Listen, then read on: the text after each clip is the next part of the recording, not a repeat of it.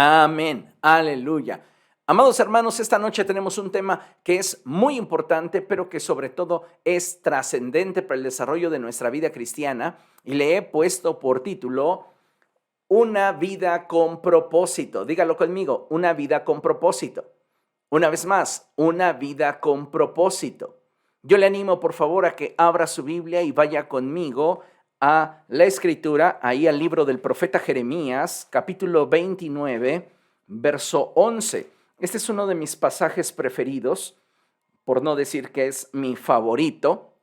En este pasaje yo encuentro a Dios revelándose de una forma muy personal a mi corazón, a mi vida, y desde el momento en el cual yo tuve ese encuentro con esta escritura, supe que mi futuro estaba seguro en las manos de Dios. Así que yo le invito, por favor, a que usted abra su escritura allí en Jeremías capítulo 29, verso 11. Y dice la palabra del Señor de la siguiente forma: porque yo sé muy bien los planes que tengo para ustedes, afirma el Señor, planes de bienestar y no de calamidad, a fin de darles un futuro y una esperanza. Porque yo sé muy bien los planes que tengo para cada uno de ustedes. Planes de bienestar y no de calamidad, a fin de darles un futuro y una esperanza. ¿Qué es lo que quiere Dios que cada uno de nosotros disfrute? De un futuro diseñado por Él para cada uno de nosotros. Y que en ese trayecto tengamos la esperanza de que Él cumplirá su propósito en nosotros. De acuerdo a lo expresado en la palabra de Dios, considero que como iglesia debemos atender a dicha expresión y poner todo lo que esté a nuestro alcance a disposición de Dios para que Él lleve a cabo su propósito en nosotros. Déjame decirte que hay una enorme cantidad de creyentes que desean que Dios cumpla su voluntad en sus vidas. Sin embargo, debemos reconocer que son muy pocos aquellos que logran alcanzar los sueños de Dios para su vida. Y esto, amados hermanos, se debe principalmente a que la enorme cantidad de gente que no logrará ver el propósito de Dios en su vida es porque básicamente no se dispuso a alcanzarlo. Dios nos dice en su palabra: yo sé muy bien los planes que tengo para ti. Son planes de bien y no de mal. Ahora, debemos de partir del hecho de que su propósito para nosotros es bendecirnos. Es que a través de nuestra vida Él sea glorificado. Pero la realidad de la cual debemos de partir es que solo un pequeño porcentaje de cristianos alcanzan a disfrutar del propósito que Dios determinó para sus vidas. ¿Qué sucede con el otro altísimo porcentaje de creyentes que aún a sabiendas de conocer el propósito de Dios para sus vidas, no lo vieron? Bueno, lo primero que debemos de saber es que muchos cristianos no verán el propósito de Dios para sus vidas porque no hubo en ellos disposición, no hubo en ellos disponibilidad para alcanzar el propósito de Dios. En otras palabras, es evidente que Dios tiene un propósito para nuestra vida, pero también es claro que solo los que se esfuerzan por Él lo alcanzarán. Fíjese bien lo que estoy diciendo. Es evidente que Dios tiene un propósito para nuestra vida, pero también es claro que solo los que se esfuerzan por Él lo alcanzarán. No estoy diciendo con esto que el propósito de Dios descansa sobre nuestro esfuerzo y capacidad. No es lo que estoy diciendo. Entonces yo tendría que quitar de la escritura porciones como: no depende del que quiere ni del que corre, sino del que el Señor tiene misericordia. Allí hablamos del llamado de Dios por gracia, de la elección de Dios por gracia y amor. Pero una vez que hemos sido elegidos, una vez que hemos sido llamados por Dios, una vez que nos ha sido revelado su propósito, ahora, como coloquialmente podemos expresarlo o decirlo, la pelota está de nuestro lado. Nosotros tenemos que atrevernos a caminar en acuerdo con Dios y disponernos para que su propósito en nuestra vida se vea realizado. Ahora bien, como les decía, No estoy diciendo que el propósito de Dios descanse sobre nuestro esfuerzo y capacidad, ya que dicho propósito nos ha sido dado por gracia y amor. Sin embargo, si nosotros, sabiendo lo que Dios espera de nuestra vida, somos negligentes e indiferentes, pienso que Dios no obrará en la medida que desea en aquellas personas que no están dispuestas a moverse en la dirección que Él está marcando. Muchas personas hoy día quieren grandes cosas de Dios. Anhelan moverse hacia las profundidades de una relación más íntima, más real con Dios, pero no están dispuestos y disponibles para aquello que Dios quiere. Ahora, no por el hecho de que Dios nos haya bendecido con una promesa, significa que ésta sucederá a como dé lugar. Para su cumplimiento, de hecho, se requiere del factor humano. Y es ahí donde nosotros necesitamos disponernos y entregarnos para que suceda en nosotros tal y como Dios lo ha planeado. En la Biblia, amados hermanos, encontramos como siempre que Dios revela su propósito a un hombre o a una mujer que pareciera que de pronto, una vez que ha sido revelado dicho propósito, el cielo se pone en pausa. Y es que pocos se dan cuenta de la importancia que tiene en la relación con Dios el que aprendamos a creerle a Dios y movernos en la dirección que Él está indicándonos. Dios te revela su propósito y el cielo espera a que tú respondas. Por eso fue mi expresión de que pareciera de pronto que el cielo se pone en pausa. Porque Dios está esperando que tú respondas al llamado que te ha dado, a la invitación que te ha hecho. Muchos cristianos piensan que simplemente con el hecho de conocer cuál es el propósito de Dios para sus vidas, con eso tienen garantizado el llegar a su destino. Y esto es algo, amados hermanos, que no debemos de considerar desde esa perspectiva. Porque una vez que nos ha sido revelado el propósito de Dios para nuestra vida, entonces nos corresponde a nosotros poner al alcance del reino todo cuanto somos y tenemos para que Dios cumpla en nosotros su voluntad. A esto le llamo quebrantamiento. Si queremos que Dios lleve a cabo su propósito en nuestra vida, necesitamos experimentar esa clase de quebrantamiento. Y yo le invito a que usted considere lo que quiero mostrarle en la siguiente lámina. Y lea conmigo, la lámina dice de la siguiente forma: Dios, en su gran amor por nosotros, no solo nos ha salvado, sino que también nos ha llamado para que a través de nuestra vida Él sea glorificado. Por este motivo es que considero que todo creyente debe atreverse a vivir los procesos que el cumplimiento de dicho propósito impliquen, porque al vivirlos a la manera de Dios, seremos capaces de llevar a cabo su voluntad. ¿Qué es lo que te estoy diciendo? Bueno, pues que el propósito de Dios trae consigo de forma implícita diferentes procesos por los cuales tendremos que atravesar para que al vivirlos a la manera de Dios, nosotros seamos capaces de llevar a cabo la voluntad del Señor. El problema con muchos creyentes es que conocen el propósito de Dios para sus vidas, pero no hay una respuesta de su parte, no hay una disposición, no hay una disponibilidad para que Dios cumpla su propósito en sus vidas. Y por esta causa es que muchos creyentes, y te estoy hablando de un altísimo porcentaje de cristianos, que no alcanzan a ver el propósito de Dios para sus vidas. Hay muchos ministerios que han sido abortados a lo largo de la historia, y esto no tiene que ver con una falta de interés de parte de Dios o una falta de disposición de Dios para levantar ministerios. Esto tiene que ver con una falta de determinación de parte de los creyentes para moverse en unidad con Dios.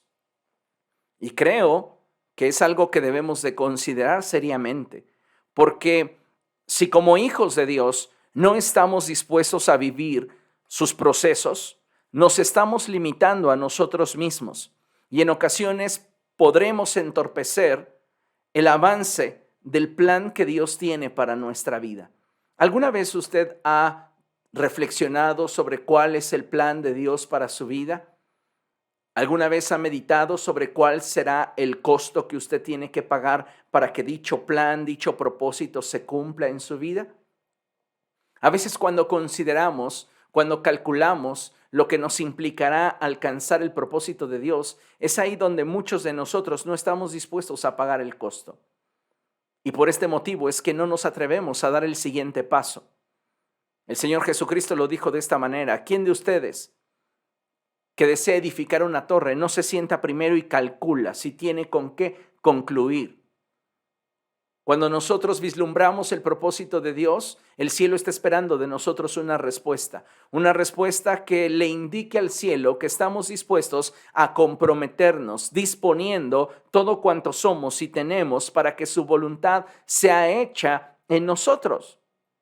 Y a veces pareciera que para muchos cristianos el ver realizado el propósito de Dios en sus vidas no es trascendente.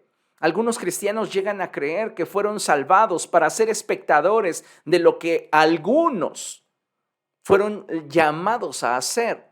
Pero déjeme decirle algo: Dios no le salvó a usted para que usted se convirtiera en un espectador. Dios le salvó y le atrajo a Jesucristo para que usted recibiera de parte del Padre la revelación del propósito para su vida.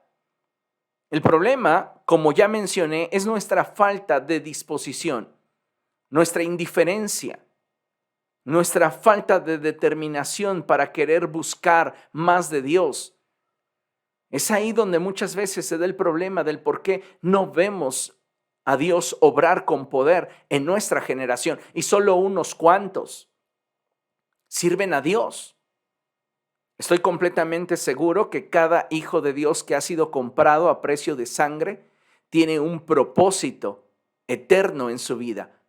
Y también, lamentablemente, puedo decir, con base en la experiencia de años en mi caminar en Cristo, que un alto porcentaje de creyentes prefieren abortar el propósito de Dios para su vida antes que invertirse en él. Y es que el propósito de Dios, como ya mencioné, trae consigo una gran variedad de procesos. No todos ellos serán fáciles, muchos de ellos serán dolorosos, pero todos tendrán la finalidad de perfeccionarnos para que seamos más como Cristo Jesús. Y al final de nuestro camino podamos llevar a cabo la voluntad del Señor. Creo que como hijos de Dios debemos ser sencillos y humildes para poder ser sensibles a la voluntad de Dios revelada a cada uno de nuestros corazones. No olvidemos que la voluntad de Dios se revela de forma personal y que cada uno de nosotros es responsable de la manera en la cual respondemos al llamado de Dios. Nadie es responsable por ti. Tú eres el único responsable de las decisiones que tomes y tú eres la única persona a la cual se le podrá demandar sobre aquello que determinaste realizar, sea a favor o sea en contra del propósito de Dios. Y déjeme decirle que cuando me refiero a actuar en contra del propósito de Dios, no me refiero a oponernos o movernos en dirección contraria. A veces simplemente basta ser indiferente a aquello que Dios nos llamó a hacer.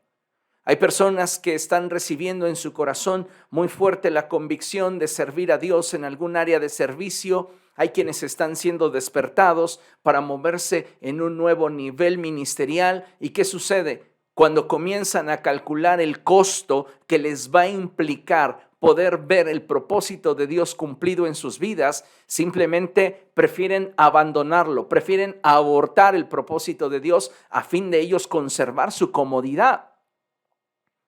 Así que por esta razón es que me atrevo a decirle que no debemos de olvidar que la voluntad de Dios se revela de manera personal y que cada uno de nosotros es responsable de la forma en la cual respondemos al llamado de Dios. Y como ya mencionaba, Ninguno de nosotros ha sido llamado por Dios para ser un espectador. Dios no nos llamó, no nos convocó simplemente para que fuéramos porristas del reino de los cielos. Recordemos que el Señor Jesucristo empleó expresiones como estas: mi Padre hasta ahora trabaja y yo también. Jesús había abrazado el propósito de Dios para él, y sin importar los procesos que éste implicara, su corazón, voluntad y recursos se encontraban siempre disponibles para Dios. Yo le pregunto, ¿su voluntad, sus recursos, su corazón estarán siempre disponibles para Dios? ¿Es usted una persona que puede decirle al Señor en la intimidad: heme aquí, envíame a mí, úsame a mí, Señor? ¿O somos como esa enorme cantidad de creyentes que no verán el propósito de Dios en sus vidas, porque básicamente su oración se resume a un heme aquí, envíalo a Él? Que otro haga las cosas. A veces creemos que en la iglesia no hacen falta manos porque creemos que todas las áreas están ocupadas. Pero la realidad es que no nos damos cuenta, no tenemos la capacidad, no tenemos el grado de visión que nos permita ver las áreas de necesidad. Hoy hay una enorme cantidad de creyentes que desean que el propósito de Dios se cumpla en sus vidas, y hay un propósito de Dios para ellos, pero lamentablemente no lo verán cumplido porque no tienen la disposición para moverse con Dios. Y entonces abrazan una actitud indiferente, pero al mismo tiempo cómoda. Bueno, pues yo voy a estar viendo lo que algunos hacen, voy a darle gracias a Dios por sus vidas, mientras que yo me quedo cruzado de brazos. Dios no le salvó a usted para que esté cruzado de brazos. Dios le salvó a usted para que a través de su vida Él sea glorificado, a través de sus talentos, a través de sus dones, la iglesia de Jesucristo sea edificada. Necesitamos entonces entender que de la misma manera en la cual el Señor Jesucristo abrazó el propósito de Dios para su vida, nosotros lo tenemos que hacer también, poniendo a disposición del reino de los cielos nuestro corazón, nuestra voluntad y nuestros recursos. Amados hermanos, la Biblia nos enseña que todos tenemos un propósito. Incluso el malvado tiene un propósito en el plan maestro de Dios. Acompáñeme a ver lo que dice en la Escritura, en Proverbios capítulo 16.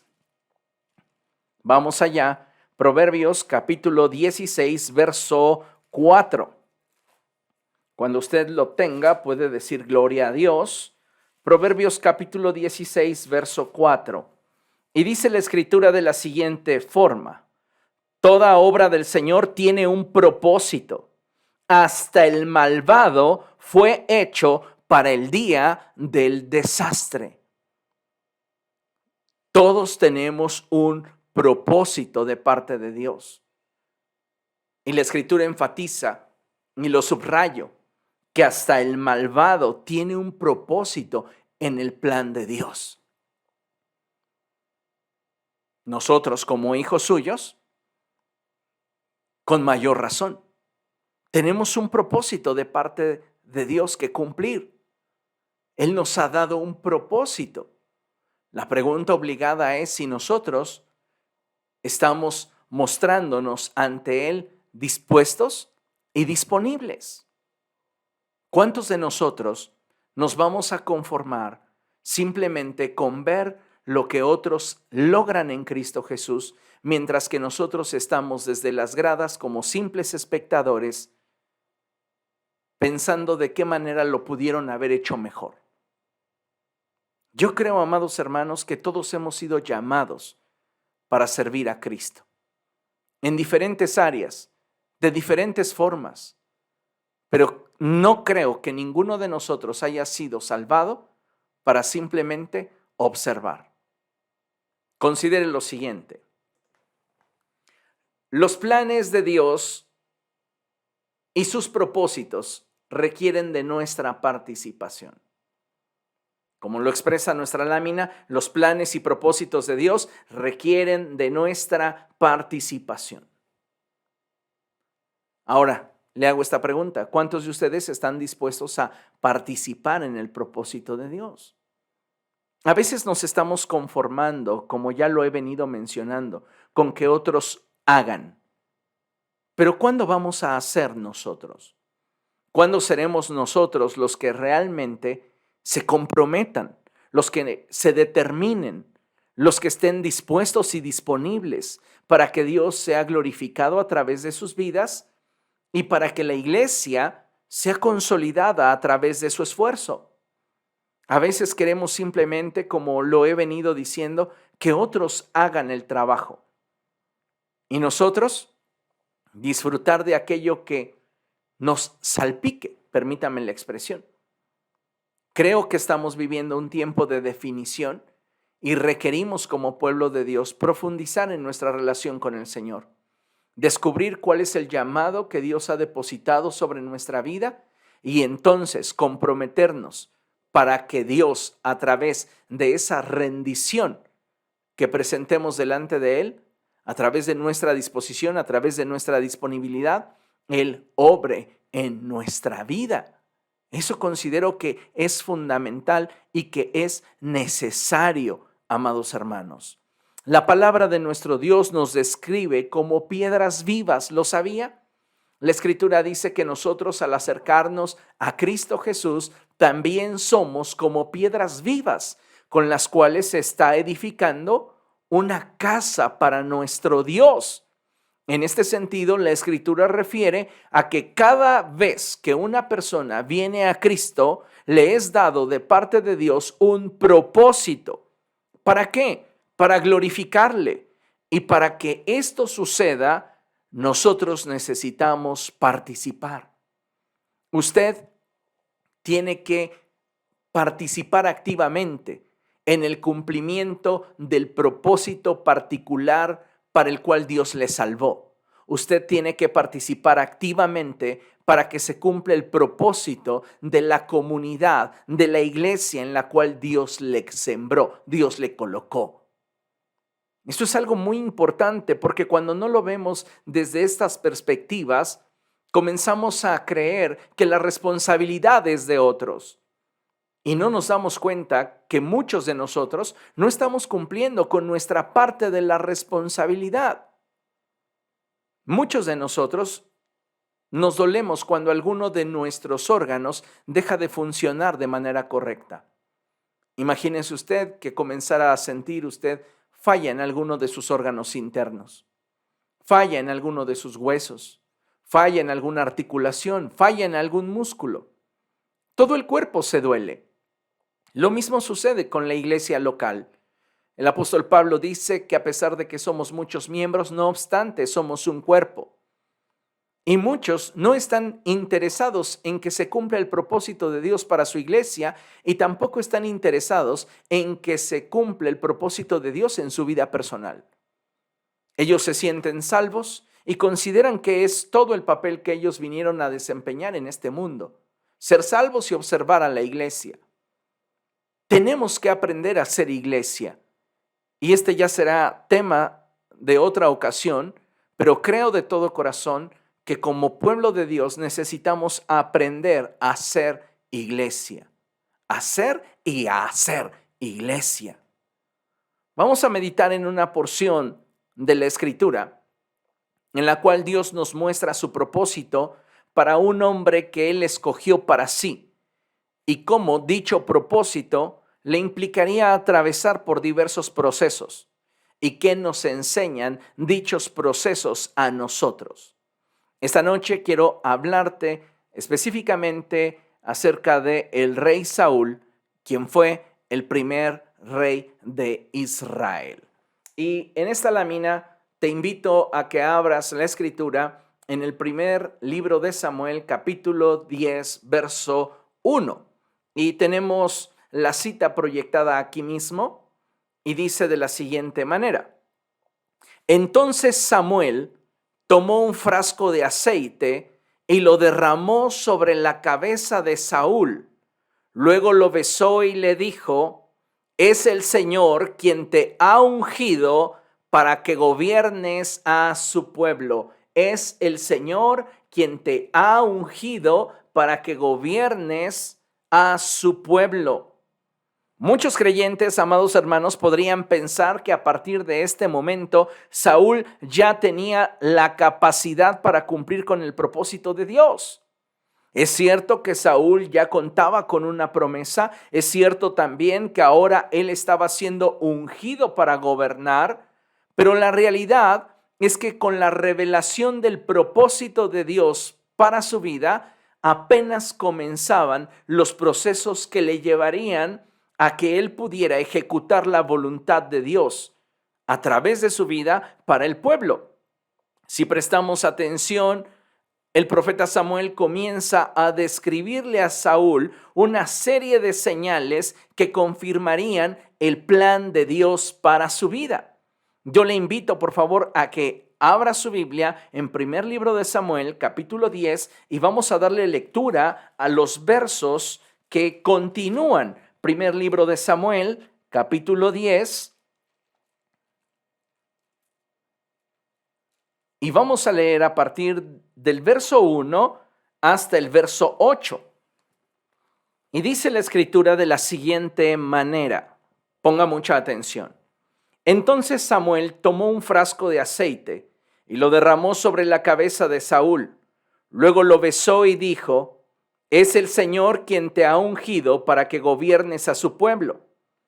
Hoy mismo, cuando te alejes de mí y llegues a Celsa, en el territorio de Benjamín, cerca de la tumba de Raquel, verás a dos hombres. Ellos te dirán: ya encontramos las burras que andabas buscando. Pero tu padre ya no piensa en las burras, sino que ahora está preocupado por ustedes y se pregunta: ¿qué puedo hacer para encontrar a mi hijo? Más adelante, cuando llegues a la encina de Tabor, te encontrarás con 3 hombres que se dirigen a Betel para adorar a Dios. Uno de ellos lleva 3 cabritos, otro 3 panes y otro un odre de vino. Después de saludarte, te entregarán 2 panes. Acéptalos. De allí llegarás a Gibea de Dios, donde hay una guarnición filistea. Al entrar en la ciudad te encontrarás con un grupo de profetas que bajan del santuario en el cerro. Vendrán profetizando, precedidos por músicos que tocan liras, panderetas, flautas y arpas. Entonces el Espíritu del Señor vendrá sobre ti con poder y tú profetizarás con ellos y serás una nueva persona. Cuando se cumplan estas señales que has recibido, podrás hacer todo lo que esté a tu alcance, pues Dios estará contigo. Y el verso 8 añade: baja luego a Gilgal antes que yo. Allí me reuniré contigo para ofrecer holocaustos y sacrificios de comunión. Y cuando llegue te diré lo que tienes que hacer, pero tú debes esperarme 7 días. Es hermosa la revelación que vamos a encontrar en estos pasajes, porque a partir de este momento vamos a comenzar a trabajar en lo que serían los procesos de Saúl.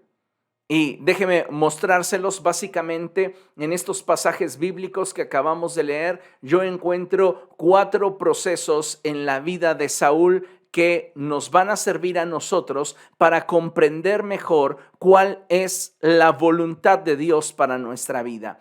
Todos nosotros, a semejanza de Saúl, hemos recibido de parte de Dios un propósito, una promesa. Hemos recibido de Dios un llamado. ¿Qué necesitamos para que dicha promesa, dicho propósito se lleve a cabo y nosotros podamos cumplir con la voluntad de Dios para nuestra vida? Vivir los procesos. Todos los propósitos de Dios implican procesos personales. Y tenemos que atravesar por esos procesos para que al vivirlos seamos perfeccionados en carácter, seamos perfeccionados en nuestra visión y podamos entonces avanzar en la voluntad de Dios para nuestra vida. Ahora bien, vamos leyendo nuevamente versos a versos para que podamos comprender mejor lo que la palabra del Señor desea comunicarnos. Y dice la palabra del Señor así, verso 2, hoy mismo, cuando te alejes de mí y llegues a Celsa, en el territorio de Benjamín, cerca de la tumba de Raquel, verás a dos hombres. Ellos te dirán, ya encontramos las burras que andabas buscando, pero tu padre ya no piensa en las burras, sino que ahora está preocupado por ustedes y se pregunta, ¿qué puedo hacer para encontrar a mi hijo? El primer proceso que tiene que atravesar Saúl es el de ir y atravesar Celsa. El primer lugar que debe de atravesar Saúl es Celsa. Dígalo conmigo, Celsa. Una vez más, Celsa. Celsa, en la escritura, se expresa y dice, no te alejes de mí, dice, en cuanto te alejes de mí y llegues a Celsa. Es importante, amada iglesia, que entendamos que todo proceso de Dios comienza con un paso. Todo proceso de Dios para nuestra vida comienza con un paso. Lo primero que el profeta Samuel le dice a Saúl es, en cuanto te alejes de mí y llegues a Celsa. Muchos de nosotros, al saber cuál es la voluntad de Dios, no nos atrevemos a dar ese primer paso. Y a veces ese primer paso nos va a llevar a un lugar que no es muy cómodo, como lo es Celsa. Y a veces menospreciamos la incomodidad, menospreciamos los momentos de estrechez, cuando en realidad deberíamos de valorarlos, porque en esos momentos, en esos procesos, es donde Dios desea bendecirnos. Celsa significa algo así como sombra del sol. Para mí, ese lugar representa los momentos donde no percibes la bendición de Dios sobre tu vida, donde pareciera que el sol alumbra a los demás, pero lo único que tú puedes percibir es una sombra sobre de ti. Ese es el lugar donde aparentemente no logras lo que deseas, pero al mismo tiempo no percibes aquello que quisieras alcanzar. Ahora bien, en Celsa es un lugar muy interesante porque ahí es donde la Escritura nos da testimonio de que cuando obedecemos a Dios, Él nos concede las peticiones de nuestro corazón. Y para ejemplo, es ahí donde encontramos la tumba de Raquel. ¿Quién es Raquel? Raquel es la hija menor de Labán y esposa de Jacob. No olvidemos que Jacob amaba a Raquel. No había nada que Jacob no hubiese hecho por Raquel. Incluso cuando su suegro le propuso que trabajara por ella 7 años más, aparte de los que ya había trabajado en un principio, él, dice la Escritura, que ni siquiera sintió que fuera demasiado tiempo porque la amaba con todo su corazón. Ahora, Raquel en algún momento de su vida sintió que Dios le había dado la espalda. Pero la realidad es que la palabra nos quiere enseñar que aún en los momentos más estériles y duros de nuestra vida, la mano de Dios nos guarda y protege. Raquel murió cumpliendo sus anhelos y deseos. Ella murió siendo madre. Pero lo que se podría traducir como una tragedia se convierte en un legado. Ella dio a luz a José y a Benjamín. Así que Celsa representa ese lugar donde al buscar ver cumplido el propósito de Dios en tu vida, te vas a sentir solo, te vas a sentir estéril, te vas a sentir incapaz de lograr el propósito de Dios, pero tú posees una promesa de Dios. Y si tú estás dispuesto a vivir y a morir por esa promesa, tú verás cumplido el propósito de Dios para tu vida. A veces como hijos de Dios estamos tan aferrados a la comodidad que no estamos dispuestos a sentirnos sin la capacidad de lograr nuestros sueños. Pero también este espacio, este tiempo en el cual pareciera que estamos a la sombra del sol, produce en nosotros carácter para seguir creyendo, para seguir confiando en Dios.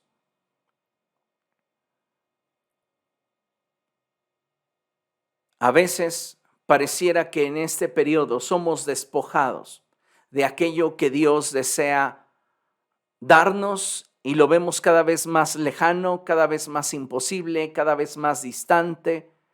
Pero ¿sabe una cosa? Si confiamos en Dios, Él nos va a retribuir de forma abundante. ¿Cuál es la causa? Dios te desea enfocado. Celsa es el lugar donde tú aprendes a enfocarte en el hecho de que una promesa pesa más que una circunstancia. Dios bendijo a Raquel y le dio la capacidad de ser madre. En Celsa aprendemos que para Dios no hay nada imposible y que cuando estás dispuesto a vivir por su llamado, también estarás listo para morir por aquello que Él quiere que hagas. El profeta Samuel le dice a Saúl: una vez que emprendas tu viaje hacia el cumplimiento del propósito de Dios, la primera estación, el primer proceso para ti será Celsa. Es donde pasas de la emoción a la convicción, del enamoramiento al amor, donde tal vez ya no sientes la emoción de al principio, pero tienes una convicción. Ahí es Celsa. Celsa es el lugar donde Saúl se va a sentir contrariado, donde pareciera que no hay posibilidad de ver el cumplimiento de la promesa, donde surgen muchas dudas, muchas interrogantes, pero donde sus convicciones y su determinación a haber cumplido el propósito de Dios para su vida lo va a mantener firme en aquello que Dios le expresó. Celsa da testimonio de que en ese lugar hubo una mujer que estuvo dispuesta a creerle a Dios y que ella da testimonio de que para Dios nada es imposible. Continúa la palabra de Dios hablándonos y nos dice: más adelante, cuando llegues a la encina de Tabor, te encontrarás con 3 hombres que se dirigen a Betel para adorar a Dios. Uno de ellos lleva 3 cabritos, otro 3 panes y el otro un odre de vino. Después de saludarte, te entregarán 2 panes, acéptalos. En la encina de Tabor es bien importante lo que la palabra expresa, porque la encina de Tabor nos habla de el lugar donde se madura y donde se adquiere revelación. La encina de Tabor, reitero, es el lugar donde se madura y donde nosotros adquirimos revelación. La encina es un árbol muy grande que simboliza madurez y solidez. Tabor es el lugar donde muchos eruditos coinciden con que es el lugar donde Jesús se transfiguró. Entonces Jesús se transfiguró en el monte Tabor. Fue allí donde Él se reveló a Pedro, Juan y Jacobo. Note cómo la Escritura dice que Saúl encontraría a 3 hombres que se iban a dirigir a adorar y ellos llevarían ofrendas. Y uno de ellos le daría a Saúl 2 panes y él tiene que recibirlos. Dice Samuel: te van a dar 2 panes y tú debes recibirlos. Esos panes representan la provisión y la revelación de Dios a nuestra vida. Algo que debes de saber cuando emprendes tu caminar al cumplimiento del propósito de Dios es que Dios no te va a abandonar. Él te va a proveer y Él se va a revelar a tu vida. Los dos panes que está recibiendo Saúl proféticamente simbolizan el Antiguo Testamento y el Nuevo Testamento, siendo ambos los que nos revelan al pan de vida que es Cristo. Cuando Jesús dice escudriñen las Escrituras, porque son estas las que hablan de mí, son estas las que les permitirán conocerme a mí, Jesús no solamente está apuntalando o apuntando, mejor dicho, al Antiguo Testamento, sino que él también está refiriéndose a aquello que habría de ser escrito después de él por los apóstoles, por inspiración del Espíritu Santo. Entonces, estos dos panes, que es la palabra de Dios, es lo que nos va a proveer de estabilidad, madurez, solidez, para poder afrontar los momentos de dificultad y poder seguir adelante. Hoy un alto porcentaje de creyentes no ha madurado en su fe. ¿Y sabe por qué? Porque carece de revelación, carece de conocimiento de las Escrituras. Pueden conocer mucho sobre la farándula, pueden conocer mucho sobre política, pueden conocer mucho sobre deportes, pueden conocer mucho sobre diferentes situaciones, pero desconocen las Escrituras. El profeta Samuel le dijo a Saúl, uno de ellos te dará 2 panes, recíbelos. Si queremos realmente participar de una revelación que nos permita estar en un nivel más alto donde podamos conocer el corazón de Dios, necesitamos recibir esos 2 panes. Necesitamos entender que la verdad revelada en ellos es Cristo y Él es el pan que descendió del cielo y que da vida al mundo. Solo a través de Jesucristo es que usted y yo vamos a poder conocer mejor el corazón de Dios. Y este está plasmado en las Escrituras. El proceso hacia el cumplimiento de Dios, amados hermanos, nos permite ser sensibles para caminar con Él. Pero tú necesitas llenar tu vida con la Escritura. El proceso de Saúl no está siendo muy fácil porque se está enfrentando a un periodo de esterilidad y luego a un periodo de definición. Él tiene que tomar la palabra y saciarse de ella. ¿Recuerda la expresión del Señor Jesucristo cuando Él dijo, no solo de pan vivirá el hombre, sino de toda palabra que sale de la boca de Dios? Bueno, la Escritura misma dice que toda la Escritura es inspirada por Dios, Antiguo y Nuevo Testamento. Ha sido inspirado por Dios y es útil. ¿Para qué? Para nutrirnos espiritualmente. Si queremos trascender en nuestro caminar con Cristo y profundizar en la revelación de Jesús y el conocimiento del corazón de Dios, necesitamos pasar por esa encina de Tabor, donde la madurez va a ser esa línea, ese estándar que debe de ser deseable a nuestro corazón y que solo podremos madurar, crecer y establecernos como creyentes sólidos en la medida que nosotros seamos alimentados por la palabra de Dios. Porque hay una enorme cantidad de creyentes que no verán el propósito de Dios en sus vidas, no porque Dios no lo haya querido cumplir, sino por su falta de disposición para ser llenos de la palabra de Dios. Aunque usted no lo crea, hay muchas personas que dicen amar a Jesús, pero les aburre la Biblia. ¿Cómo pueden decir que aman a aquel que no conocen? No puedes decir que amas a alguien que no conoces. Tenemos que entender que para conocer a Jesús necesitamos la revelación del Espíritu Santo a través de las Escrituras. Y entonces, solo entonces podremos conocer y descubrir el corazón de Dios. No podemos decir que somos cristianos que tienen una pasión definida por Cristo si antes nosotros no sentimos un hambre, una pasión verdadera por la palabra de Dios. La expresión de Samuel para con Saúl fue muy clara y le dijo: recíbelos, recibe esos 2 panes.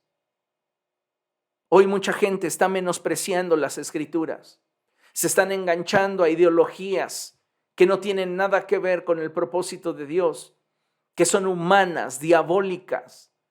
Y la gente prefiere abrazar esta clase de pensamiento porque no está dispuesta a ir a las Escrituras.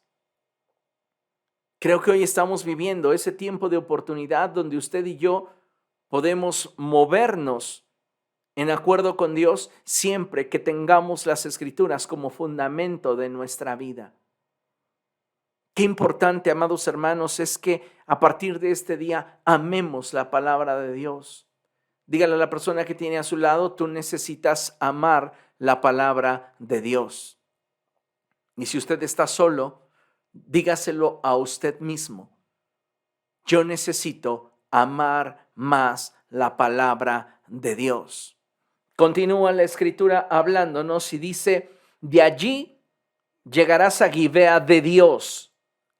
Cheque esto: Gibea de Dios, donde hay una guarnición filistea.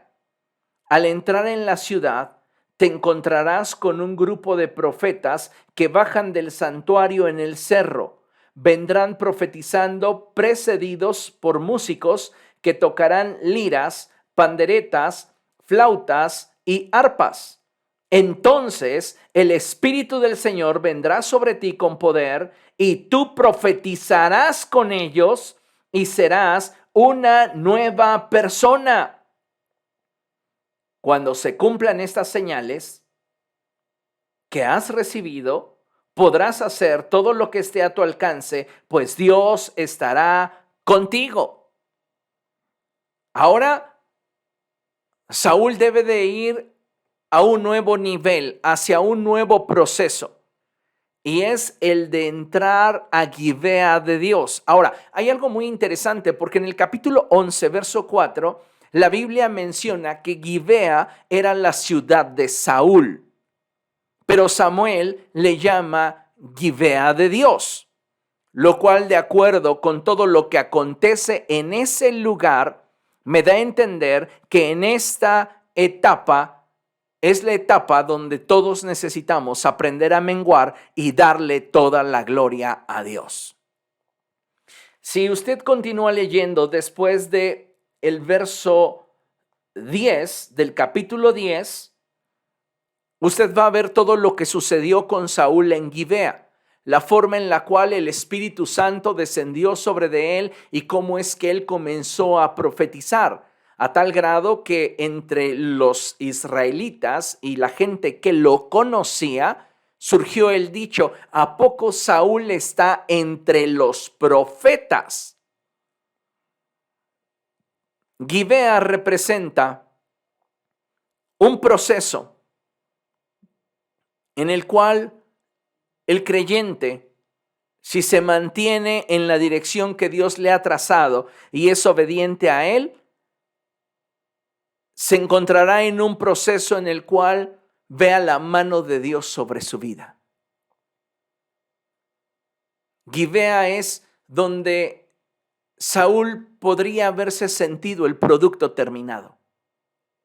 ¿Y cuántas veces nosotros no estamos cometiendo el error de creer que somos el producto terminado solamente por el hecho de que vemos a Dios moverse a través de nuestra vida o en nuestro ministerio? Y no somos capaces de reconocer, amados hermanos, que todo lo bueno que pudieran ver en nosotros procede de Dios. Hace unos días escuché esta frase y me pareció muy honesta y muy sincera. Y decía esta frase: si ves algo bueno en mí, es Dios. Si ves algo malo en mí, soy yo. Y esta es una realidad. Pero el problema es que al llegar a Gibea, Cuando ya conoces las Escrituras, cuando ya comienza Dios a revelarse a tu vida, es cuando comenzamos a lidiar con el hecho de darle a Él la gloria. Y comenzamos a creer que todo lo que alcanzamos, todo lo que logramos es gracias a nuestra capacidad, a nuestra habilidad. Y déjeme decirle que no es así. Ya lo expresa la Escritura a través del profeta cuando éste dice: no a nosotros, oh Dios, sino a ti sea la gloria. No es para nosotros, no es para nuestro deleite, ni tampoco para que creamos que nosotros somos quienes lo provocamos. Para ti, Señor, para ti es toda la gloria. Gibea representa el lugar donde tenemos que menguar. A veces hay personas que tienen una enorme necesidad de reconocimiento y que cuando Dios comienza a usar sus vidas, comienzan a envanecerse, a enorgullecerse. Y es ahí donde la palabra de Dios nos insta a ser humildes. Aunque los hombres pudieran reconocer Gibea como Gibea de Saúl, porque era la tierra donde Saúl vivía, Samuel lo declaraba como Gibea de Dios. Para la gente, Saúl ya era alguien importante, puesto que Saúl profetizaba, danzaba y estaba en un ambiente espiritual al cual no todos tenían acceso. De allí que se sonara el rumor: ¿Saúl entre los profetas? Pero es allí en Gibea donde te das cuenta que toda buena dádiva y todo don perfecto proceden de Dios. Es allí en Gibea donde se consolida el carácter, donde te das cuenta que no es por tu capacidad ni por tu habilidad, sino es simplemente por el hecho de que Dios así lo ha determinado y debes de darle a Él toda la gloria. Los procesos de Dios siempre nos van llevando a más, hacia un crecimiento constante. Y Él quiere que nosotros vayamos madurando a través del conocimiento de las Escrituras para poder mantenernos estables en los momentos en los que pareciera que la inestabilidad o los periodos de estrechez nos abruman. El salmista decía: aunque ande yo en valle de sombra y de muerte, no temeré mal alguno, porque tú estás conmigo. Saúl atravesó Selsa y posterior a ello llegó a la encina de Tabor, y allí obtuvo la revelación, la provisión y la revelación. Y en Gibea se tuvo que dar la humillación, el quebrantamiento, para que se manifestara una genuina humildad delante de Dios. Si Dios está usando nuestra vida, debemos de darle a Él toda la gloria. Debemos aprender a darle a Él el lugar que le corresponde. Y ese lugar es el trono. No cometamos el error que años más adelante Saúl cometió. Saúl se olvidó de esta lección y pensó que podía quedarse con un poco de lo que a Dios pertenecía. Y entonces el profeta Samuel tuvo que rechazarlo como rey. ¿Sabe? Estos procesos nos hablan de momentos que vamos a experimentar en el desarrollo de nuestra vida cristiana, camino hacia el cumplimiento del propósito de Dios. Hay cristianos que saben hacer las cosas y las hacen muy bien, pero lejos de crecer en humildad, comienzan a volverse orgullosos, comienzan a volverse altivos, a mirar a sus hermanos por encima del hombro. y creen que son los únicos que saben. Iglesia, creo que necesitamos tener esa experiencia en Gibea de Dios para que nos demos cuenta que toda buena dádiva y todo don perfecto, todo aquello bueno que pudiera haber en nosotros, nos ha sido dado por Dios con el único propósito de que Él sea glorificado. No de que nosotros nos convirtamos en protagonistas o nos volvamos los importantes. Gibea es el lugar donde tú determinas quién va a recibir la gloria por aquello que haces, por aquello que logras. ¿Tú o Dios? Avanzamos y el cuarto proceso que experimentó Saúl en su vida fue llegar a Gilgal. Y déjeme decirle que Gilgal es un lugar muy significativo en los procesos de la vida del creyente, porque es el lugar donde Israel acampó. Después de haber cruzado el Jordán, fue allí donde Josué restauró el rito de las circuncisiones. Gilgal es un lugar de pacto.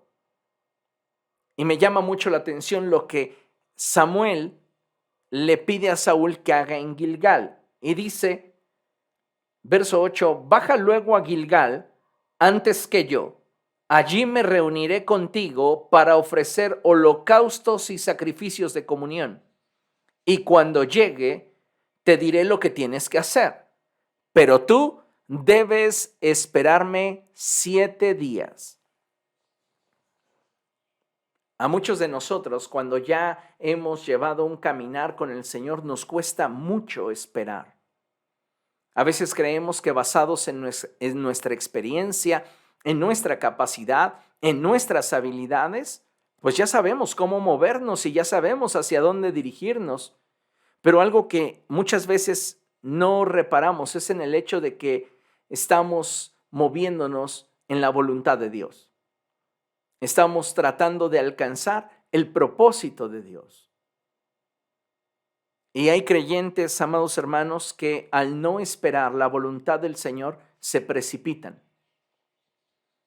y hacen cosas que no deberían haber hecho.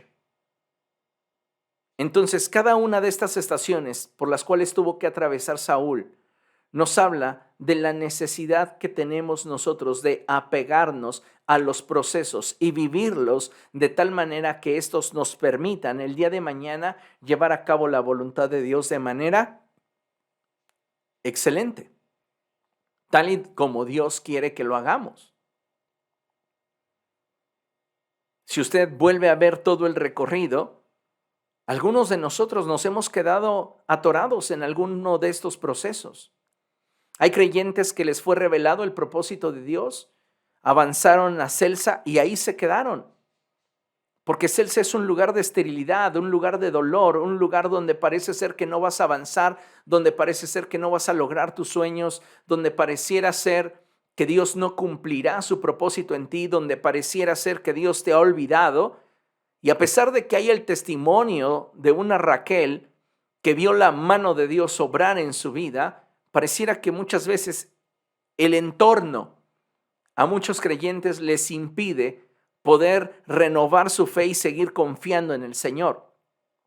Otros creyentes están atorados en la encina de Tabor, lejos de haber aspirado a tener revelación una vez que han sido saciados por la palabra de nuestro Dios, se han quedado con la letra y no han buscado la revelación íntima del corazón de Dios. La palabra de Dios dice que la letra mata, pero el espíritu da vida. Y si nosotros atravesamos por la encina de Tabor, necesitamos un corazón sensible para que sea el Espíritu Santo enseñándonos las Escrituras, revelándonos a Jesús y mostrándonos el corazón del Padre. Si nosotros nos llenamos de orgullo y decimos, pues yo quiero conocer las Escrituras porque quiero ser una persona que domine lo que en ese libro está escrito, sin considerar la revelación del Espíritu, déjeme decirle que pues usted puede ser que tenga mucho dominio de la palabra de Dios, e incluso usted se mete a estudiar griego, hebreo, arameo, y usted sea muy docto en cuanto a la exégesis, a la hermenéutica y todo lo que a usted se le antoje teológicamente hablando, pero carecerá del Espíritu, que es el que le da vida a la palabra. Hay personas que están allí en la encina de Tabor y que, como Pedro en el monte de la transfiguración, no saben qué hacer con lo que están viviendo. Jesús se transfigura delante de ellos. Ellos ven su gloria. Juan lo narra en su evangelio y dice, y vimos su gloria, gloria como la del unigénito del Padre, lleno de gloria y de verdad. Pero Pedro dice, ¿qué tal si construyo una cabañita para ti, una para Moisés y otra para Elías?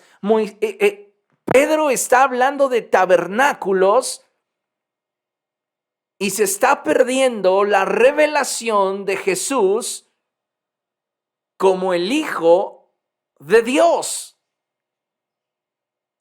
Hay personas que se están clavando con la letra y están menospreciando el espíritu que le da vida a la letra. Hay cristianos que en Gibea tropiezan, porque cuando Dios comienza a usarlos, se vuelven orgullosos, vanidosos, jactanciosos. Piensan que son autosuficientes y que ahora Dios obedece a sus propósitos y planes personales. Amados hermanos, Gibea debe de ser para nosotros la experiencia en la cual aprendemos a salir de escena. A muchos de ustedes en algún momento la gente se va a acercar con un buen corazón a reconocer que hicieron algo bien.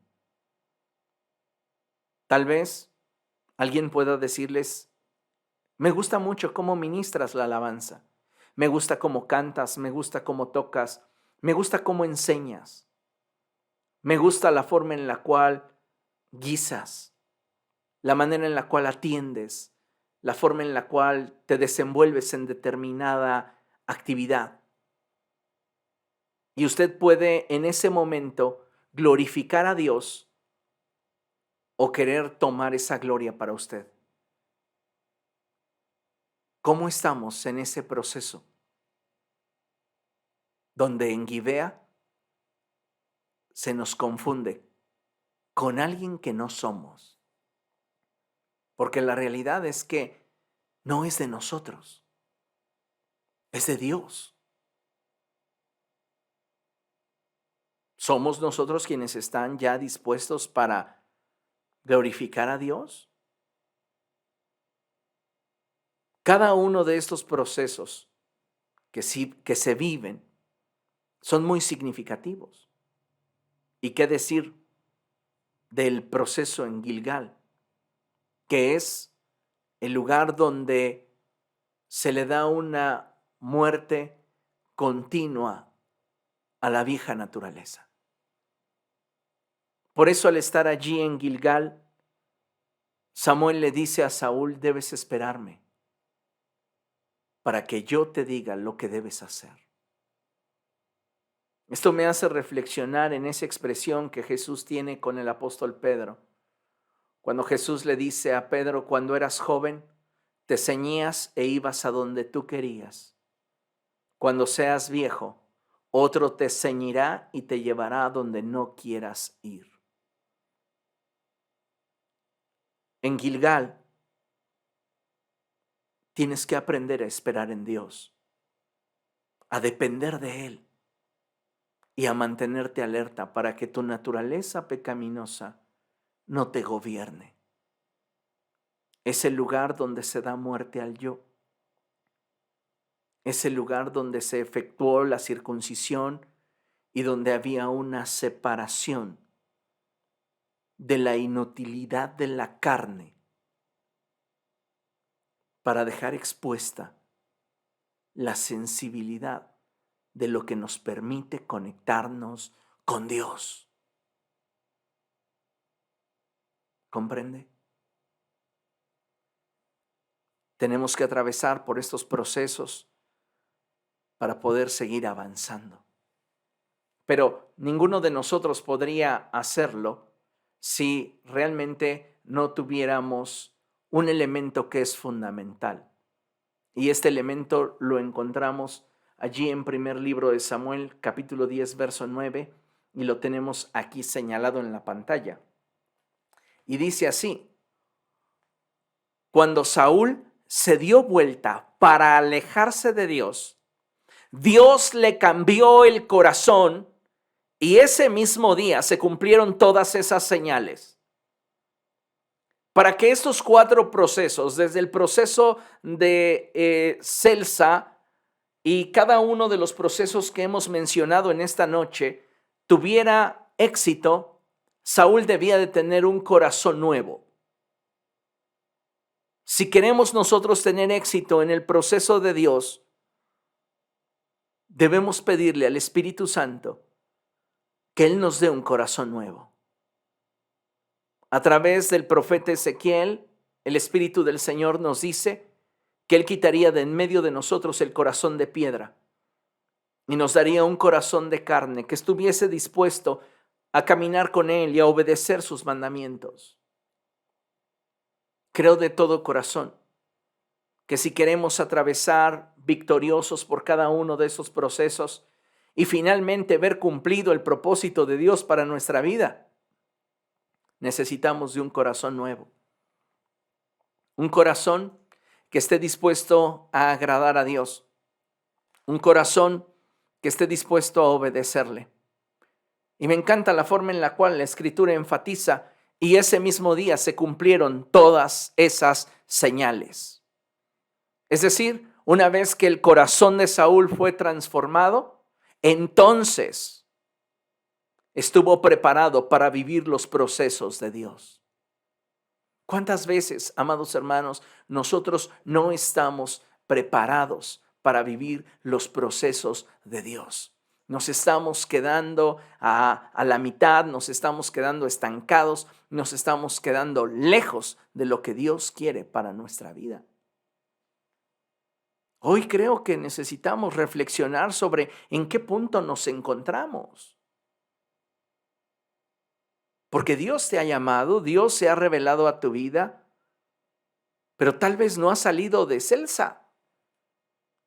Y no tienes la fe suficiente como para confiar en Dios, porque piensas que no hay para ti un futuro mejor. Pero su palabra dice: yo sé muy bien los planes que tengo para ti.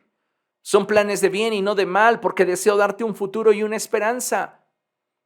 Pero tu incredulidad te impide avanzar en Celsa, porque estás literalmente a la sombra del sol.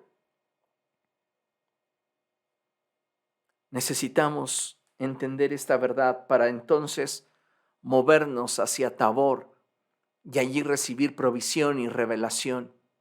Y de ahí movernos a Gibea, donde nos rendimos a Dios y somos quebrantados, para posteriormente llegar a Gilgal, donde vamos a esperar pacientemente a que la obra de Dios sea completada en nuestra vida, disponiéndonos para que Él sea glorificado a través de nosotros. Qué importante es que tengamos esa actitud y que estemos determinados a que Él sea glorificado en nosotros. Voy a concluir con una cita y es Isaías capítulo 46, versos del 9 al 11. Y vean nada más qué hermosa palabra nos regala el Señor. Y dice: recuerden las cosas pasadas, aquellas de antaño. Yo soy Dios y no hay ningún otro. Yo soy Dios y no hay nadie igual a mí. Yo anuncio el fin desde el principio, desde los tiempos antiguos, lo que está por venir. Yo digo, mi propósito se cumplirá y haré todo lo que deseo. Del oriente llamo al ave de rapiña, de tierra distante al hombre que cumplirá mi propósito. Lea conmigo, lo que he dicho, haré que se cumpla. Lo que he planeado, lo realizaré. Aleluya. El apóstol Pablo entendía perfectamente estas palabras cuando él escribió Filipenses 1:6. Convencido estoy de esto, que el que comenzó la buena obra en ustedes, la va a perfeccionar hasta el día de Cristo Jesús. Y así será. Dios cumplirá su propósito en ti si tú estás dispuesto a vivir los procesos que implica su propósito para tu vida. Tal vez hoy te encuentres en alguna de las etapas mencionadas anteriormente. Tal vez estás en Celsa, tal vez te encuentras en la encina de Tabor, posiblemente te encuentras en Gibea de Dios o en Gilgal. Pero sin importar en la etapa en la que te encuentres, debes entender que el proceso que en esa etapa se vive tiene como finalidad que Él sea formado en ti, que Él sea glorificado a través de ti y que la iglesia sea fortalecida por medio de ti, por el poder de su Espíritu, por el poder de su palabra, por su gracia. Todos y cada uno de nosotros hemos sido llamados para bendecir y glorificar el nombre de nuestro Dios. No perdamos de vista que tenemos un propósito que cumplir y que hay un llamado sobre nuestra vida al cual tenemos que responder. Amén. Vamos a orar, amada iglesia.